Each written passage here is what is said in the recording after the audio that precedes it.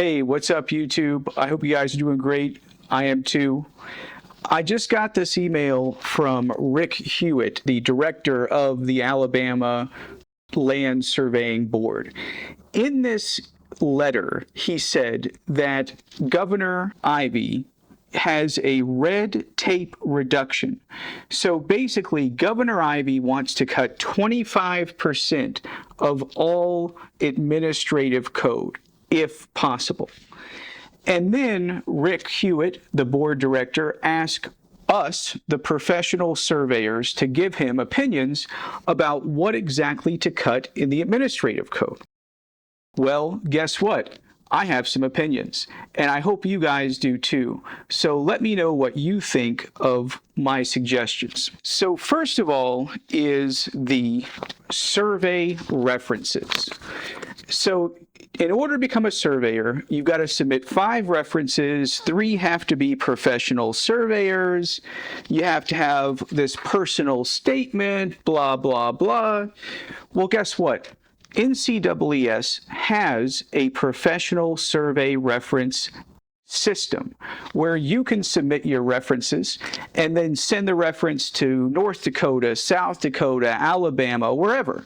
So the NCEES, you submit your references, they're reviewed, they're accepted, they're available for 12 months for use, and you can even send it to Alabama. My suggestion is to let NCEES handle all of the references.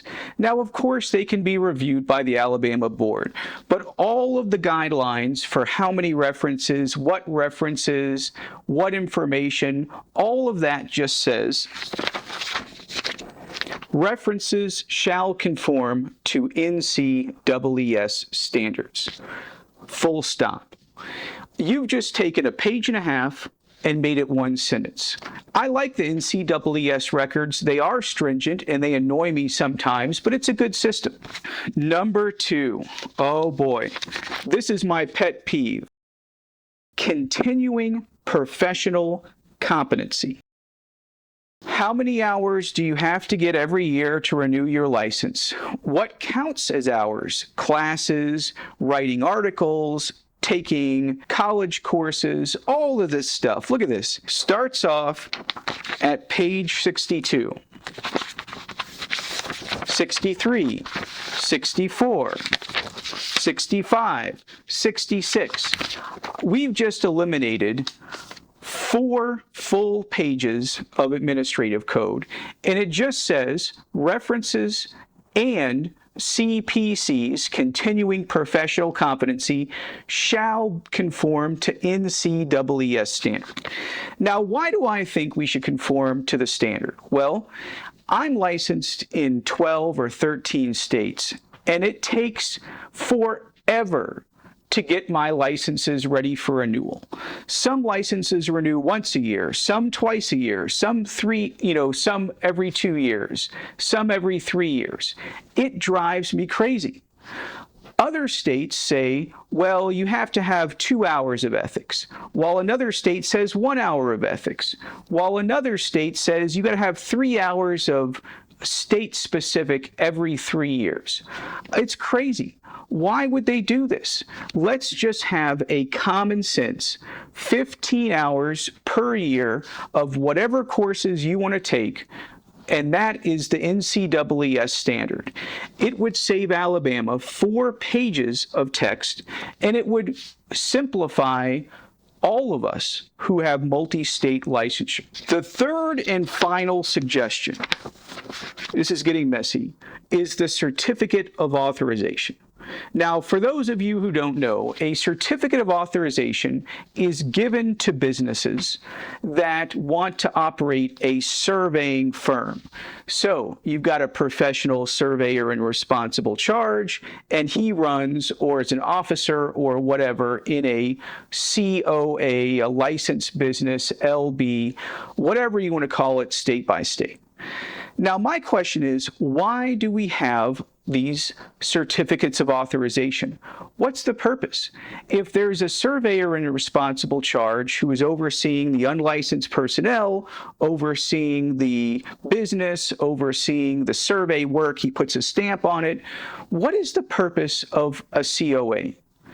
Now, I've gone through absolute hell with the New Mexico board because they wanted me to get a foreign corporation for the New Mexico Secretary of State. They wanted me to register it. They submit the paperwork to the board, pay a fee. And now I'm in, over $1,000. And I have one job in New Mexico, one. So why not just get rid of the licensed business certificate of authorization altogether? Now, if there is a use for it, tell me, and I'll listen, and maybe I'm wrong.